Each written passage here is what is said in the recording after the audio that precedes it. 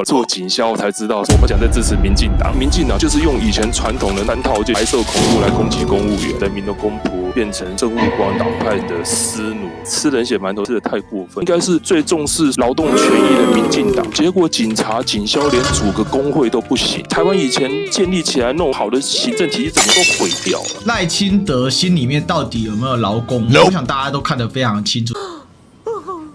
就今天公祭，明天忘记，明天又有新的警消人员死掉，走了一个许明春，又来一个新的许明春。警消代表是整个国家法治的第一防线跟执行者，是保护老百姓。出事这两个人都以前是劳工运动出来，结果涂抹者变恶魔，这是台湾很悲哀的一个地方。连警察都被霸凌，以后谁要干警察？都被霸凌了，那今天公务人员被霸凌算什么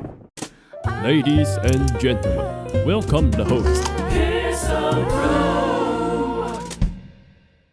人民的公仆变成所谓的政务官党派之间的私奴，这人真的是吃人血馒头，真的吃的太过分了。中间有一批人就真的是用恩恩案把风向转移过去，考上公务员好像可以光宗耀祖呢。其实很多现在年轻人他考公务员其实是也想为社会做一点事情。事务官基本上来讲情况跟政务官不同，是属于政府单位，可是很悲一点是说他们其实并没有受保障于劳基法。为什么这次会碰到那么大的问题的原因，是因为第一个时间觉得说公务员就是为人民做事，为什么凭什么要受劳基法保护？可是事务官因为他的劳动性质其实有点不太一样，再加上说民进党有一阵子他为了要带风向批判一些人的时候，就说哦你看那个有公务员爽爽在过啊，许明春说什么利用公帑去唱歌，因为他们也是公务员身份嘛，说有一些是属于冗员，比如说像清洁工，甚至本地公文这些人，现在都变成派遣工就对。那因为要减少政府部门开支，所以这些人来讲的话，他们其实也是转成不是事务官。真正事务官最可怜的地方就在于说，只要政务官他为了选举要强迫加班就对。以前如果说事务官人员还多的话，那就算是要保护事务官，不是要保护那些按照裙带关系什么局系人马、什么某某派系人马什么。政务官基本上来讲的话是要强力监督他们，而且是把他批到底。可是事务官就不一样，因为他们是有考绩，而且他们还有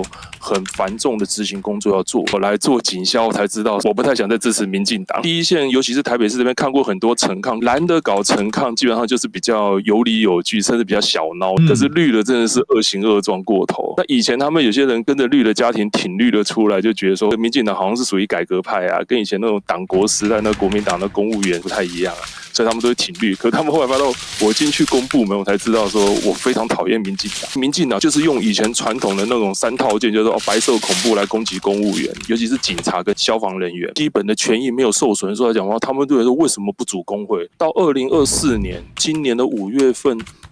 警消还有一些书记官慢慢都加入，一些公务员慢慢都加入，说他们想要申请工会，因为他们真的发生非常严重的过劳，一些生命的安全。狱警人员是受烟害防副长保护的，因为天天要顾这些犯人，结果他们后来很多人都吸二手烟，后来有些人都得癌症了。其实警界的霸凌其实比公务人员还狠，结果后来警察要抓他的时候，妈妈救我。我是觉得民进党这三套件是非常的恶质，利用以前早期威权政府的这个东西，让大家对于警消都很坏，不然的话就是以前那种收黑钱黑红包的那些国民党黑金，然后也造成大家既定印象，这些人就很坏，甚至觉得这些人都一定挺国民党，因为只有他会去掩护他们黑金腐败。第三个就是因为他们要在街头冲撞的时候要新闻要版面，那警消在执行来讲的话，他说到自己是被害者的时候来讲，就是跟警消在那边冲撞。所以警消在台湾来，你如果在美国来讲，警消的地位是很高，警消代表是整个国家法治的第一防线跟执行者，是保护老百姓。这是出事这两个人都以前是劳工运动出来的，结果涂抹者变恶魔，不会去保障这些警消。正常人应该是最重视劳动权益的民进党，结果警察、警消连组个工会都不行。工会也不是像一般人讲，就是说你是拿到圣旨无限上纲，就为了闹而闹。因为你譬如说，当警消真的碰到很大的权益受损的时候，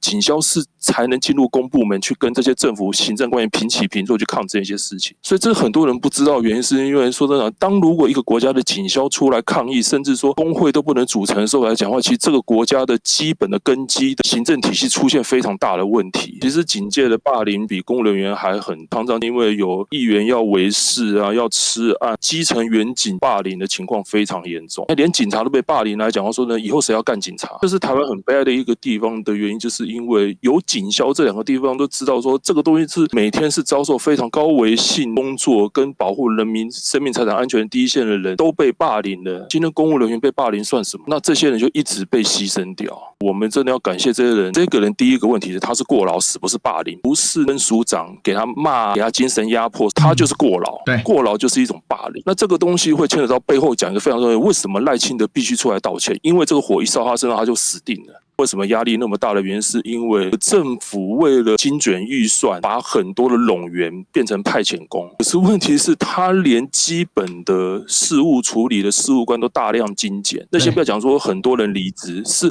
很多事务官基本上都被精简掉。变成说你派遣工你是不能开公文的，你是不能送签呈，然后全部压力就在整个部门6个人，只有1个事务官而已，其他6个都派遣工。为什么会造成这个最后结果？就是因为他的压力实在太大了。最讽刺一点是说，在解决全台湾的劳动权益的劳动部发生的有人过劳，是体制出了问题。全台湾有那么多的劳工阶级，他有各种大大小小的问题，可是原本的公务员本身压力就很大了，你又把它精简掉，这个就是为什么赖清德他躲不掉了，公德兄出来了，政府派遣问题变得更严重，事务官的过劳问题更大。如果大家现在还被他们带风向，他有没有霸凌啊，他有没有骂啊，他是不是有行政瑕疵啊，然后他会被安全下装，这都不是最大的问题了。今天死了一个称职的官员，可是这个体制不改的话，还有下一个人会出来，可能这个人可能不是局系人马，反正是永远都有这种政务官起来。台湾悲哀的地方就在于说，你们这些政务官根本